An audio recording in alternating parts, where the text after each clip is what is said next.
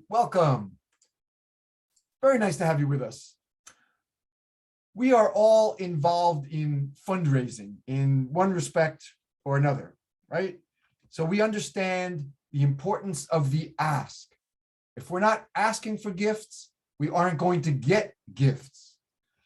I want to share the story of my very first ask, which was in 7th grade when I had a terrific crush on Lisa Maggio.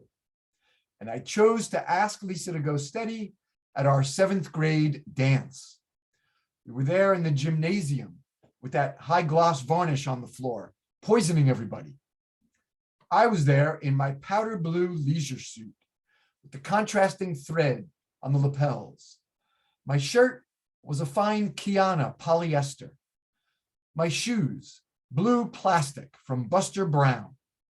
So if there had been a fire, I wouldn't have burned. I would just smoke and melt.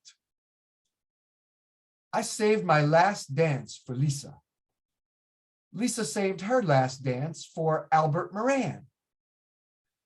So I had the pain of watching that spectacle. And when it was over, I went up to Lisa in the middle of the dance floor, and I got so close to her that I put my hands on her shoulders. And I asked her, Lisa, would you go steady with me? With all her 7th grade charm and sweetness, she said, you're standing on my dress. Years later, Albert and Lisa married. Then sadly, they separated and divorced. I'm an attorney and I handled that divorce. I handled it for Albert, and Lisa has been paying the price ever since. My purpose today is to help you with your planned giving asks, but I don't recommend the vindictive school of fundraising. You don't want to go down that path. I'm not advocating that. And my asks have gotten much, much better since 7th grade. So glad to have you all with us. Thanks so much. Thanks to Keela Labs for hosting us. Thank you very much. Here's what we're going to talk about today. What this thing, planned giving, is, who you're going to have this conversation with. We know it's not going to be the death conversation, but who are you going to be talking to? How to get your program started so you're having simple conversations. What the conversation is. We know what it's not. What is it about? And I've got some quick promotion tips for you getting started, and continuing ed if you want to learn a little more about planned giving, and then the all-important Q&A. So as Ishay said, please put your questions in the chat.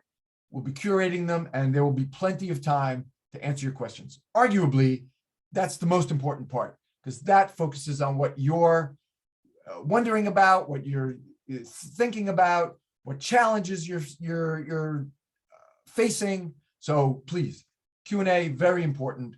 We'll leave plenty of time for that. Here's my definition of planned giving. Very simple. It's a method of charitable giving where the donor is thinking about very personal factors. It's much different than them writing you a check or giving you stock. And I don't care if that's a $50 check or a $500,000 or $5 million check even. It's different. Different factors go into consideration about whether they're going to include you in their estate plan or their retirement plan. Very personal factors, considering whether you fit in there, and then if so, how. And for today's purpose, we're going to be talking about a gift that means cash to your nonprofit at the donor's death. There are other types of planned gifts, but we're not going to be talking about those. We're going to be talking about the place to start your planned giving program. So we're keeping it basic. I call this get a finger, grab a hand fundraising. Any of these brands and probably thousands of others, when let's pick one, Delta. When Delta sells you a seat, is that the end of the transaction? Now, of course, we're not doing transactional fundraising, but is that the end of their transaction with you? No, Delta's just getting started with the seat, right? You want to upgrade your seat. You want to board early. You want more leg room. You want to buy the Wi-Fi package, etc. Right? You want to buy food. So now again, we're not doing transactional fundraising. Planned giving is very, very much relationship fundraising. So I'm not taking the analogy to that level or that depth. Let's put it that way. Not taking it to that depth where it's transactional. No. But you are going to be talking to loyal, committed donors who already love your work. They love your mission. Those are the folks you're going to be talking to, and you're going to be asking them to take another step, include you in their long-term plans.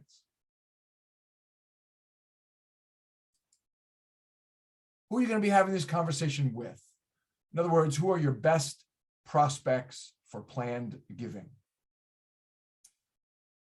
They love your work, as I already said. How do we know they love your work? Because these are your consistent, loyal donors.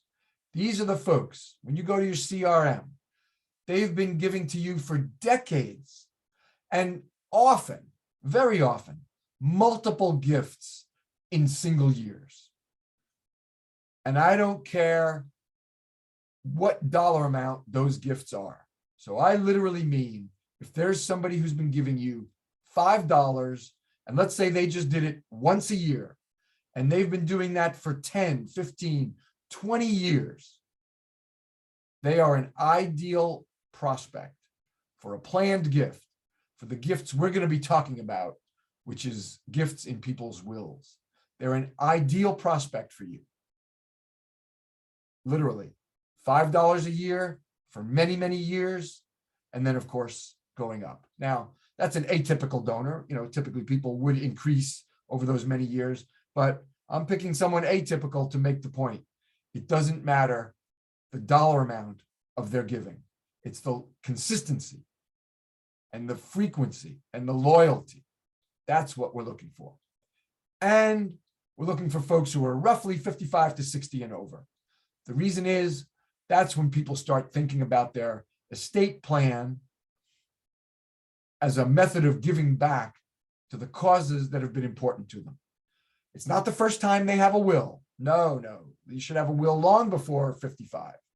But it's the first time they think about their estate plan. And in our cases, what we're going to be talking about, their will as a method of giving back, roughly around those ages. So those are the folks that I would like you to be talking to about a gift in their will, the planned gift we're talking about today. Consistent, loyal donors, 55 to 60 and over.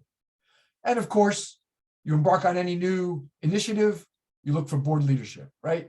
I like to see 100% participation across the board. Everyone on the board has the organization in their will.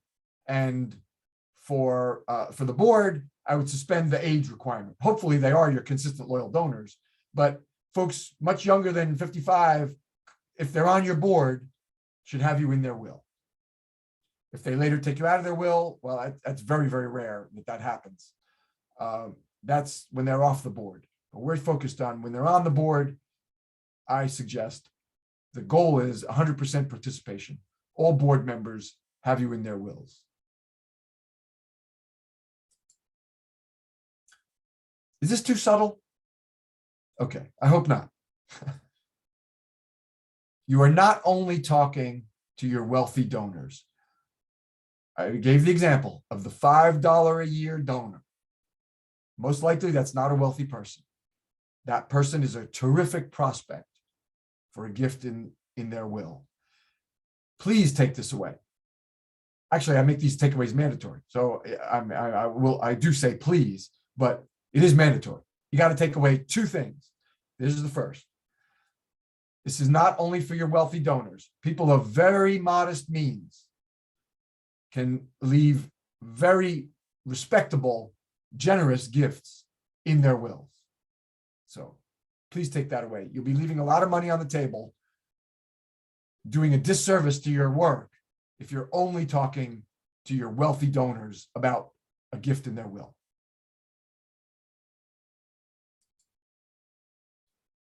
So here's how to get the conversation started. Here's what we're talking about: charitable bequests, as I've said, gifts in people's wills.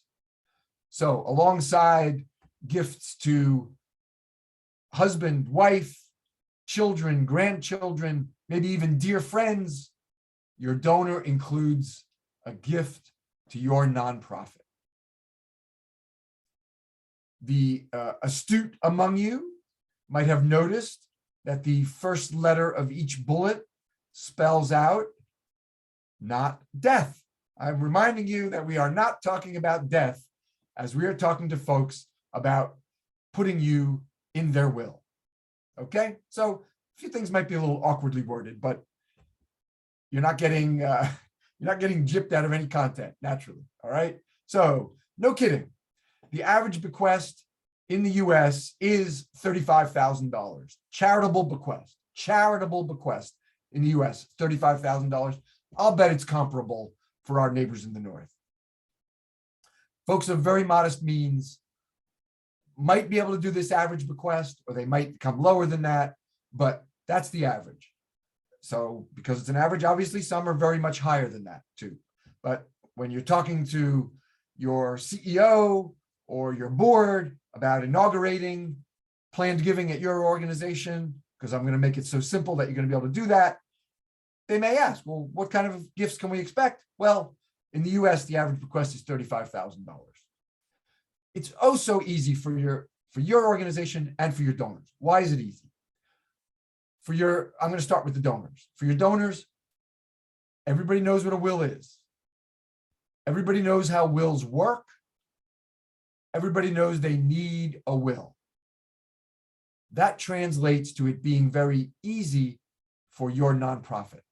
You don't have to spend a lot of time educating folks on the types of gifts that are out there. You don't have to spend time explaining how life insurance can be a good planned gift, or charitable annuities or charitable trusts, etc. You don't have to get into that. Everybody knows what wills are, they know how they work, and they know they need one. That makes your lift so much lighter. You don't have to spend time on education.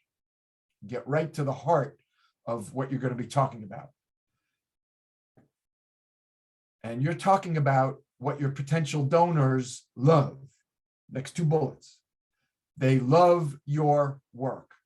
You're going to be talking about the importance of your work, how critical it is that your work continues for decades and generations to come.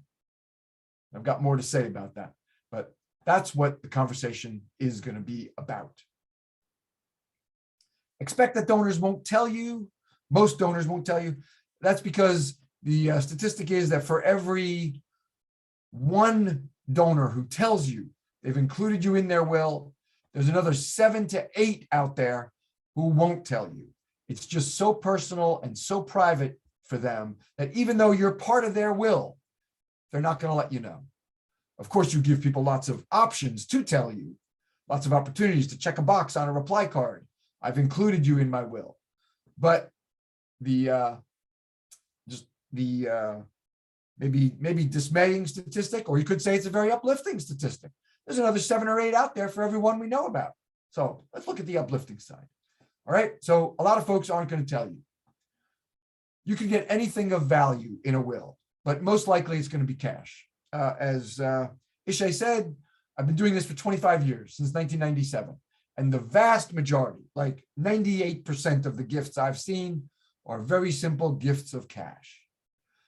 Please don't talk yourself out of embarking on planned giving by saying, oh, what if somebody includes something in their will and we can't use it, or it's got no value, we don't know what to do with it.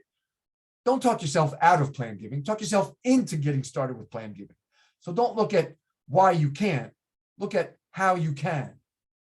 So don't be put off by potential gifts that you're not going to be able to manage. The vast, vast majority are going to be very simple gifts of cash, and you know how to manage that. If anything gets technical, you're referring donors to their attorneys. You don't get into whether should I do it by will or codicil, or what kind of, should it be a percentage or a dollar amount? You refer those conversations to your donors' attorneys. They have those conversations with their professional advisor, right? Again, I've got more to say about what the conversation is, but it's not a technical conversation about will writing. or like I said, wills versus codicils, you pass that off. You encourage folks to talk to their attorneys about anything technical, estate planning, will related. And I say, halt. Successful plan giving programs can stop right here with charitable bequests. Stand by. Mandatory takeaway number 2 is coming. I want to shield your eyes. It's going to be a bright one. You can have a very respectable plan giving program only promoting what I just talked about. Gifts by will, charitable bequests. You never, ever, ever have to go into life insurance, IRAs, gift annuities, charitable trusts, charitable lead trusts, charitable remainder trusts, revocable living trusts. Those are all very respectable gifts. I've worked with all of them. You don't have to. And you certainly don't start your program with that panoply of planned gift options. You start with the very simple gifts by will. If you want to go further in the future, 3-5 years in the future, you want to add some gifts, terrific. You never have to. Not too subtle, right? Not too subtle. Okay, good. So what is the convo? It's not death, it's life. You're talking to folks about the life of your nonprofit. How important it is that your work, your mission, your values continue for decades and generations to come. The sustainability of your work. That's what you're talking to folks about, because that's what you're expert in. You know how important your work is now. You know how important your work is going to be 20, 25 years from now. That's what you're talking to people about. The life of your nonprofit, the work of your nonprofit in the future. And what would your community, however you define community, might be a province, might be just a town, state, a nation, might be the world, depending on your work. However you define community, what would it look like to your community if your work ceased 20, 25, 30 years from now? Well, the planned gift that you're talking to your potential donors about is intended to prevent that ugly future from ever happening. So that's what this is that's what this conversation is all about.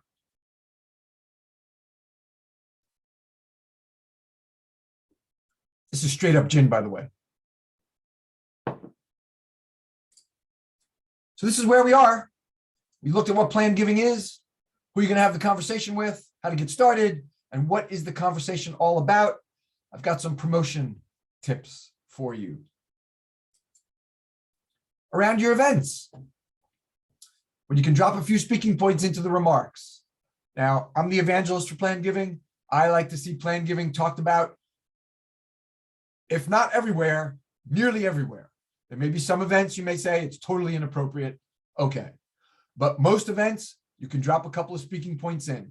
We've kicked off, launched, inaugurated a wills campaign. Lots of nonprofits call it a wills campaign. I mean, instead of calling it a planned giving program. That's for us. That's for the insiders in nonprofits and fundraising. We've kicked off a planned giving program. That doesn't have nearly the interest to me as we've launched a wills campaign. We're encouraging gifts by will. It's so easy for you to include us in your will, and it means so much. And maybe a sentence or two about how important it is for your community, for the future. And then who do we talk to? Who do you talk to? It's that simple. You can be all done in 60 to 90 seconds. Doesn't take a lot of time. And also you're preparing a program, doesn't matter, digital or print, put a little sidebar in your program, you can pretty much mimic the speaking points. We've kicked off a wills campaign. It's so easy for you to include us. Here's why it's important. You know how important our work is now. It's going to be important decades and generations from now. Here's who to talk to. Very simple sidebar. I love sidebars. 40, 50 words. You don't have to write articles. You don't have to fill pages. Real simple sidebar. We'll come back to sidebars too. Right here. I told you we would. There it is. First word on the next slide. I knew we were coming back to it. Sidebars, or if you feel you want to write an article for your print newsletter or your annual report, you can, but that's more daunting, right? Articles, we're talking 250, 300 words or so. You don't have to go that far. Sidebars, make it easy, 40, 50 words. In any print piece you have, I've suggested, like I said, newsletters, annual report. If you're recognizing your other donors, if you're going through that painstaking process of making sure that everybody's name is spelled right, that they're all recognized as they want to be. We all know that there's going to be mistakes, no matter how excruciatingly detailed you are. There's still going to be a mistake. But if you're recognizing your other donors in your annual report, don't your plan giving donors deserve the same recognition? They absolutely do. So of course you want to get their permission to use their names. I'm sure you're doing that anyway. For the other donors that you're recognizing, do the same for your plan giving donors. And of course, there's an implied invitation, but you can explicitly say, to join these folks, to ensure the sustainability of our work, please contact, whoever it is. And then that person should not be concerned about having technical conversations about wills, right? That person is going to be talking to folks about the importance of a long-term gift in someone's will. Any of those technical questions, you politely refer your donors or potential donors to their attorneys. So that person is not on the hook to answer technical wills questions. For your digital channels, again, sidebars or articles. If you have an e-newsletter, same thinking. Simple page on your website. One page could do it. You don't need to spend money on some of these products that are out there, like calculators and planned giving encyclopedias. There are companies, whatever, for $400 a quarter, or they'll make it look like your website, but of course anybody just looks in the address bar, they know that they've clicked over to a different website. And now we're into calculators that compute tax calculations and rates of income, and you don't need that. You're talking about simple gifts by will. There's no tax advantage. There's no rates of income. You don't need those. I'm trying to be kind. You don't need those unnecessary calculators and then the encyclopedias, the definitions of charitable remainder unit trust with net makeup provisions. You don't need that. Certainly in the early years, and you may never. Remember mandatory takeaway number 2, you don't have to go beyond bequests. So you don't need to spend money on fancy planned giving web pages. So what do you have?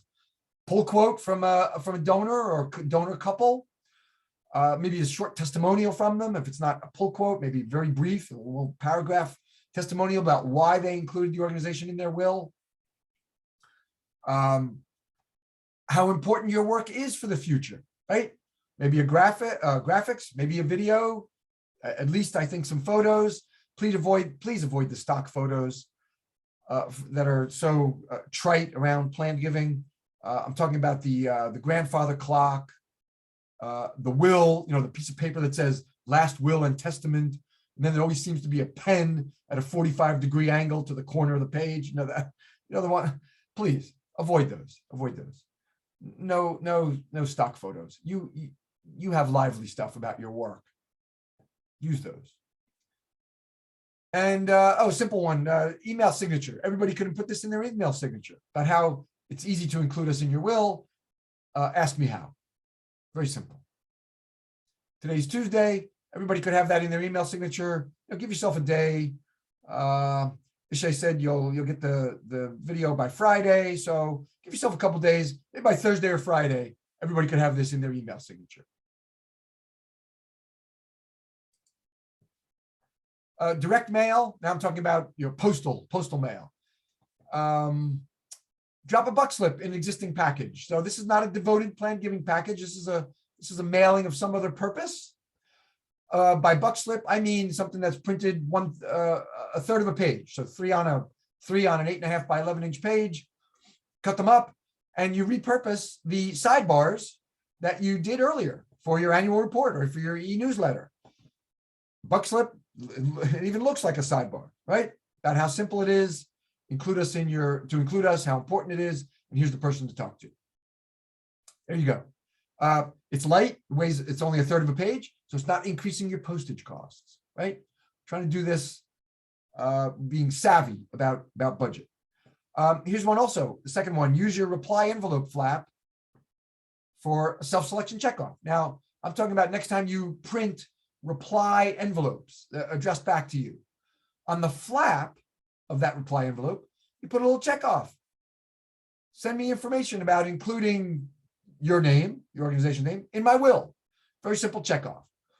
And then you have to alert the folks who are receiving your mail to alert you when someone checks that little box on the reply envelope, right? But so next time you print however many reply envelopes you do, if you do 1,000, if your organization does 10,000 reply envelopes, put a little check off on the reply flap. And I do say, if budget allows, direct mail that's devoted to planned giving is still the gold standard. Your mail is not junk mail to your planned giving potential donors, because you're writing to the folks who are loyal and committed. They open your mail. Plus, you're talking to folks 55 to 60 and over. They're accustomed to getting postal service mail, right? So if you can't afford it, direct mail pulls very well for planned giving. Just people checking off, I'd like more information. That's great. They've identified as having an interest. You thought they did because you identified them as a prospect. You mailed to them. Now they're confirming. They checked the box. I'd like more information. And as you keep up those mailings, more and more folks will check the box that says, I've already included you in my will. It takes time, of course, as any direct mail campaign does, but it will happen over time. So this is where we've been, folks. Last thing we covered was those promotion tips. I've got a continuing ed for those of you who'd like to learn a little bit more about planned giving. And then the all-important Q&A. I hope the Qs are coming. I'll have A's for you. Please put your questions in the chat. Please do. Please do. What are you facing challenge-wise? Leadership buy-in-wise? What did I not anticipate you questioning that is on your mind? Please put it in the chat. A little continuing ed. First, I've got a free how-to guide called Unleash the Game-Changing Power of Planned Giving at Your Nonprofit. It goes into a lot of detail about planned giving, kicking off planned giving at your organization. It's very easy to get that. You can go to tony.ma/guide. And I'm sure that I know Kim is very savvy. I'll bet it's already in the chat for you. I bet that was that's the last one. I just don't go from 11 to 12. I bet that was Kim. 12 items in the chat. I bet the last one was Kim. Thank you, Kim. So tony.ma/guide, you can download that PDF. Books. If you like reading books, hardcover books, I recommend one. Planned Giving Simplified. I don't know if it's in digital version because it's an older book, but part of the beauty of planned giving is that it doesn't really change very much. So it doesn't matter that it's an older book. I don't know. I don't really remember when it's published, but it's not in the past 10 years. Planned Giving Simplified. If you like hardcover books, it's a very good one. And it keeps things at a basic level. That's where we want to be when we're getting started. And I also host a podcast. Ishay mentioned it, Tony Martignetti Nonprofit Radio. It is the #1 podcast for nonprofits. We've got over 13,000 weekly listeners each week. Over 13,000 folks listening. It's not just planned giving, though. It's everything that I think small and mid-size nonprofits are struggling with. So, of course, all the fundraising topics, and that alone, right? The word fundraising is enormous. We cover all those topics, and then also volunteer management, technology, social media, legal topics that are important, volunteer management, board relationships, everything I think small and mid-sized shops are struggling with. And for those of you who know the Nonprofit Technology Conference, NTC, that was just last March, hosted by NTEN, I've got 16 interviews from those 180 or so speakers, or 150, 180 speakers.